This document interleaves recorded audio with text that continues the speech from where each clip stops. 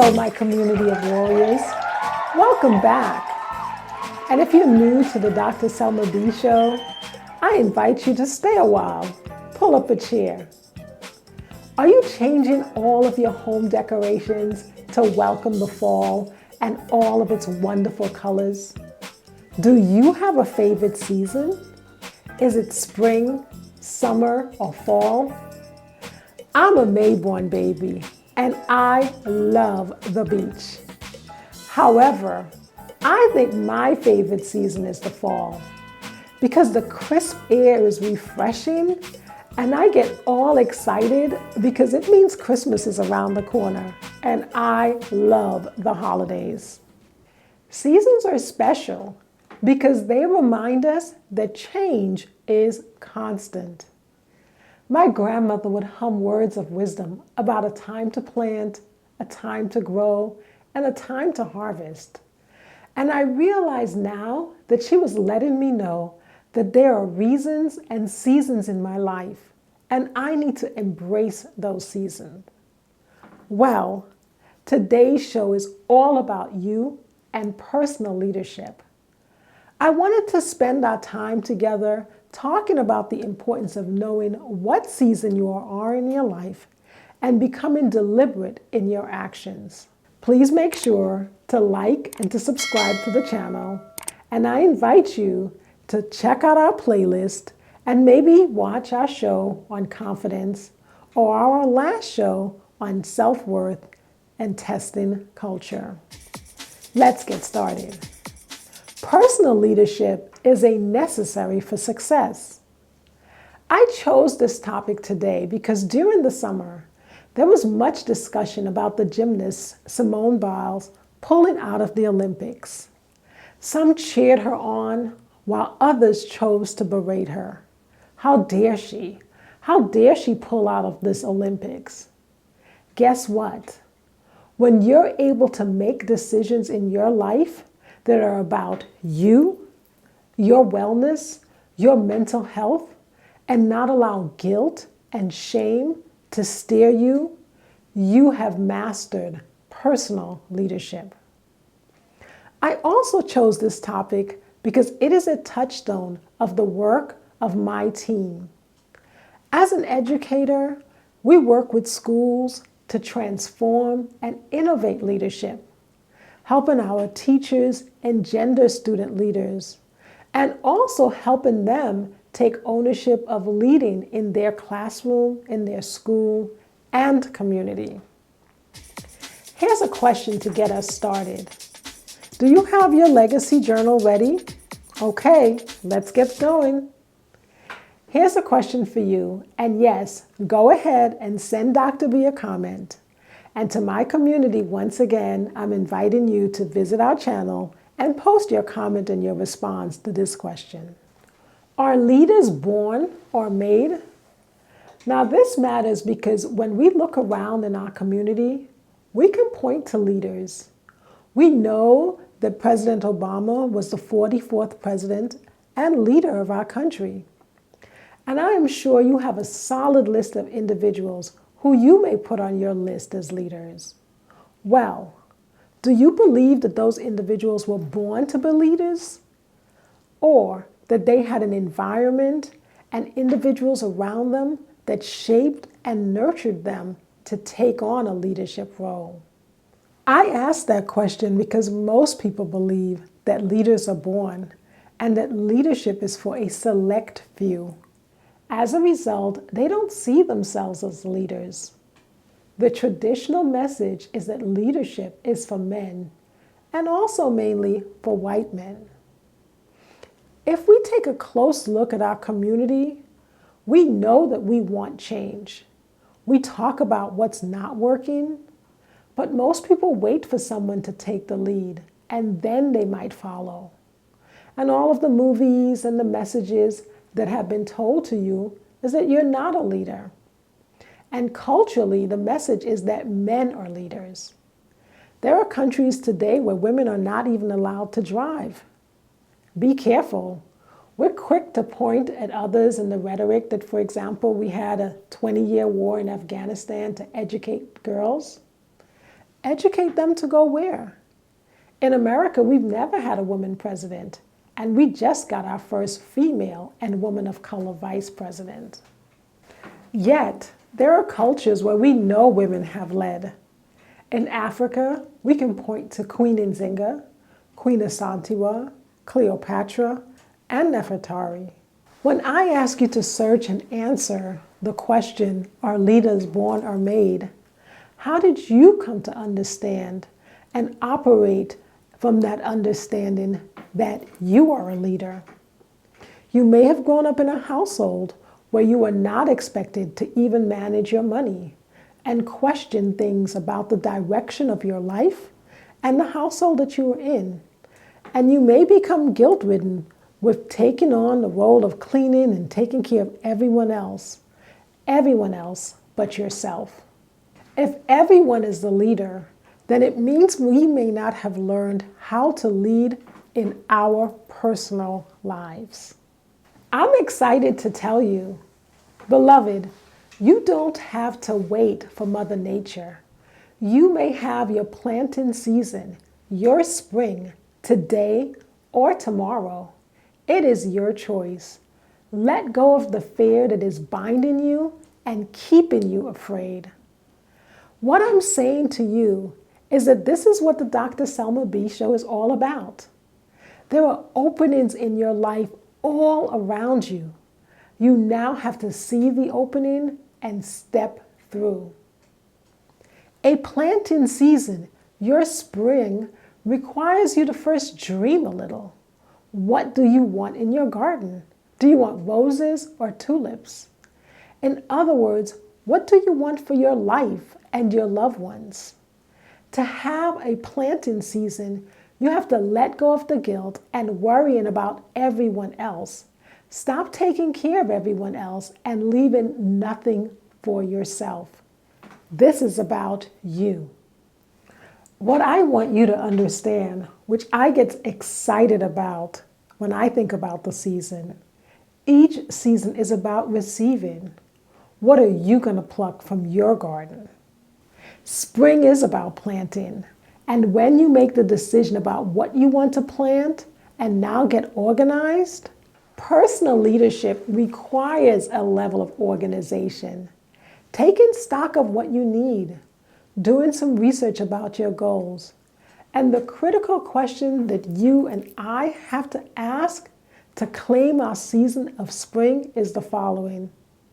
Are you ready to make that commitment? I find that so many people don't claim their spring because they tell themselves, it's not my time, I need more time, I'm waiting on the Lord for a sign. All of these are excuses rooted in fear. Personal leadership, are you ready to make that commitment? In the spring season, you have to harness the wind and all of your resources. In your spring, you have to let go of the past and you won't be stuck anymore. Time to harness the power of the wind. Time to make a plan and get going. Enjoy the gift of being in a new place, seeking new relationships and new endeavors. Now, how do you go about this, developing your personal leadership? First, openness. We have all been on roads that may lead to a dead end job, a dead-end relationship, a dead-end marriage. Once you realize that you're not going anywhere, you can sit there and be angry about it, make yourself sick worrying about it, complaining about it. Here's one, ignoring it, and even becoming depressed and stuck in it. Or you can become open, and to become open is to breathe. Start to communicate with others. Talk openly about the change you want in your life. Why are you hiding? Personal leadership begins with a willingness to communicate your goals with others. When I asked you about your list of leaders, they weren't hard to find. Leadership requires you to be in the public and out in the open. You can't hide your light anymore. And therefore, Personal leadership requires you to want to shine your light, light up the world, no more hiding. Let's talk a little bit about flexibility. Flexibility goes with pacing. I can't promise you that in your spring or harvest that there won't be storms and challenges. However, if you're flexible and willing to sway, then you won't get stuck and you'll be able to enjoy your harvest season. Flexibility is also about a willingness to vary your day-to-day routines. It's not always about going to the same place, eating the same meals. Change it up a little bit. If you've been going through life constantly busy, you're not going to plant seeds that are deep and take hold. Personal leadership is to know how to set a pace and to be flexible when you need to stop, change schedule, maybe even move and push faster for a deadline. Let's talk about, are summers your favorite season? Well, the summers of life requires patience. If spring is for planting, then we have a summer of patience, which is absolutely summer. Beloved, I'm always honest with you. Most people who know me says, Dr. B, you're a patient person, but I don't claim that one outright. I confess, I usually rip the tags off clothing and I never use a pressure cooker because I'm the one who will open it up before it's cooked. However, in our personal lives, we have to embrace and lead ourselves successfully through our summer season. And what I mean by that is that you can't get busy after you've planted. You can't decide to go start 50 other projects and try to meet 30 other deadlines. It doesn't work. Summer comes after spring, and you're going to use that time to learn how to trust that what you're doing is working and will work. Why are you hurrying? Now, our winter season, here's the mantra, frozen but not dead. If you planted and had your spring season and you didn't rush past and hurry past your goals in the summer season, then the winter is all about being still. Because now you've got to trust that all that work and cultivating that you have done will now wrap itself around the seeds that you planted, protect it and encapsulate it so that it can flourish and sprout out of the ground. Did you notice that when the new season of the Dr. B show was about to start?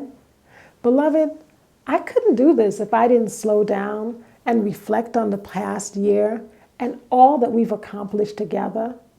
And yes, it feels like I should be doing more at times and I have to do so much more. But I take a breath because in every project and for every goal that you and I are seeking, there will always be a phase where you have to slow down, assess where you are so that you can see and plan thoughtfully for the next project and your next steps. And this winter season is when you become wiser because it is about listening. Let's talk about the harvest. In this season, the blessings are for you, and you also get to share your rewards with others who you choose to. You've done the work to put yourself in a position where you can impact and influence the lives of others in your family and in your community. Harvest is bountiful and joyful. I often find that most people want to rush through. Yes, they might do a graduation or a celebration, but that's more of a ritual, rather than taking the time to realize that the bounty is about putting space in between you, your past, and looking towards the future. Take a moment and breathe and enjoy your harvest. Now, to define personal leadership, I want you to also know that you have to think about your leadership style. A leadership style refers to the behaviors that a person may use to influence others and to reach outcomes. I point to these because you need to be aware of them as you interact with others, but it's also important to know how you lead and how you'll lead yourself. So one leadership style is directive. Are you comfortable with giving directions, defining roles, and being specific about how to reach a goal? Are you going to speak up? Leaders with a directive leadership style usually speak to how a task should be done and who is responsible for doing what. Another important style is supportive. Individuals who know how to and work hard to make group members feel comfortable about themselves and who work actively to have two-way forms of communication. Now remember that this is our protected time together. So let me say to you that there is no judgment because life has different situations which create a need for different leadership styles. So for example, in Hurricane Katrina, take a look at this general who stole the show. I want that on the ground so the trucks can go get another load. Yes, sir. You can make that happen? I can make it happen, sir. You the man. Yes, sir. In 2005, Honore led Task Force Katrina, which rushed in when the first federal response was too little. At the time, the mayor of New Orleans called Honore that John Wayne dude. Weapons down! Weapons down, damn it! When we spoke to him for 60 Minutes, there were still bodies floating in the streets. And people are saying, where's the Army? Where's the National Guard? Why has this taken so long? It took time to get here. And who on that first day knew the levee was going to break? Honore's helicopters evacuated the sick and the elderly. Trucks and buses carried the rest of the Superdome refugees. Well, last time we were here, there was water pouring through the roof. Absolutely, and about 16,000 people standing outside waiting to get out of here. And as I walked through, one of the guards said, hey, well, we need to get more guards to go get you. I said, no, we don't need guards. These are our people. These are Americans. We'll be all right. The guy said, hey, bro, you gonna get us out of here? And the guy standing next to him said, man, that's a 3-star general. We're gonna get some help now. That's all I needed. We got to work. General Honore retired in 2008. He's written 2 books on emergency preparedness and leadership. It means a lot to see the city come back from where it was and to see the pride in the people in New Orleans on this week who are hosting the Super Bowl and hosting Mardi Gras, and the pride in their face that their city is again back in the spotlight. He took charge, yet he had a way of communicating with others. It's important which domain you're in and not to get stuck. What is personal leadership and why does it matter to me so much? Personal leadership begins with understanding and then taking ownership of the seasons in your life. And we have to know our leadership style so that we can make decisions on the nature of the actions that we want to take. Finally, your season is not my season. In other words, your season has its own weather. The sun shines for you, and your hours of daylight is for you and only you. And as we look beyond this pandemic, I want you to embrace the changes, be intentional, and take action. Remember, spring is for organizing and planting. Summer is for patient. The frozen ground of winter protects your seeds and gives you the time you need to reflect. And beloved, enjoy your bountiful harvest. I invite you to share with me what actions you are taking to embrace these new seasons of your life. I also want to invite you to go back to one of our episodes, such as letting go of your fear. If you're still holding on and feel like you're not sure how to move forward, I appreciate you taking the time to also help me break the YouTube glass ceiling by liking and subscribing, and also hit the notification bell. I love you for watching. And beloved, saying thanks is not the same as giving thanks, and I give thanks for you.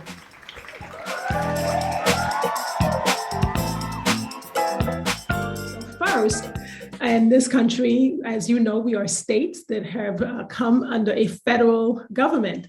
So most people think that it's the federal government that is responsible for education, but in reality, it is the state. And the federal government gives on approximately maybe 8 to 10% of the money for students to be educated. So now if it is the state's responsibility to educate schools, then why no remote option? Well, first, when you pay your taxes, so for example, you're in Long Island Roosevelt District, they pay taxes. If I'm in the Bronx, I pay taxes, right? And so the taxes that you pay go to the state. The state then says, this is how much they will allot to each and every child in your school district. So education and the access to dollars is based on your tax base. So that's the first thing I want you to keep in mind. So every child is educated and they get a dollar amount. So for example, if New York State says there's a child named Maria in the Bronx, Maria might get $10,000 a year from the state to educate her. Now be careful. Doesn't mean Maria, right, can distribute that $10,000 how she wants. Maria is now registered to a school in her neighborhood. So let's say, for example, this school is on 155th Street and Broadway. So now this school on 155th on Broadway, let's call it PS 155, just for this example so that we can follow. So this school now is responsible for children. And so they have to, in order to meet their budget, they need X number of children. So if they have 100 children and they get $10,000 per child, then that principal now knows that they have a budget, and that budget now goes towards teachers. So the money follows the child, and schools are organized around the fact that they will have X number of children in the building. And so they can now have teachers, they can have a principal, they can have assistant principal. What most people don't know is that public schools are drained, right? And so charter schools exist because, once again, when a charter school opens up, they promote and they say, send your child to this charter school. Well, that money, that $10,000 now follows that child into that charter school. So why no remote option? Well, there is no such thing as an online school that the DOE has organized, because that would mean now that $10,000 for that child now follows and goes up into this virtual online academy.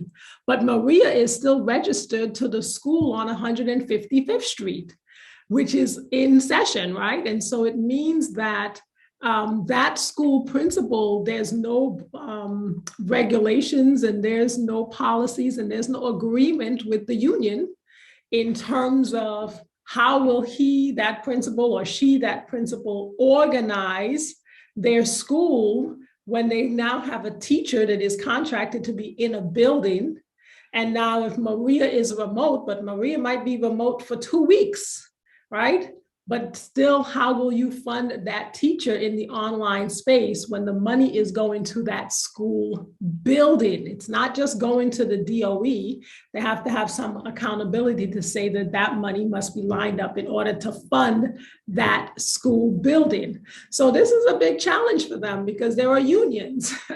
And I always say to parents, as we know, our children don't have unions, they have parents. And so it's our job to educate our parents so that they understand. They think, well, certainly you have a voice, but why is it that policy is not moving? Well, the New York City Department of Education and other school systems will now have to figure out, right, how to now negotiate a new contract to have a staff, a working staff, who will now be able to work online. And that's, a Pandora's box. Who gets chosen? Who's going to be the principal online monitoring these teachers?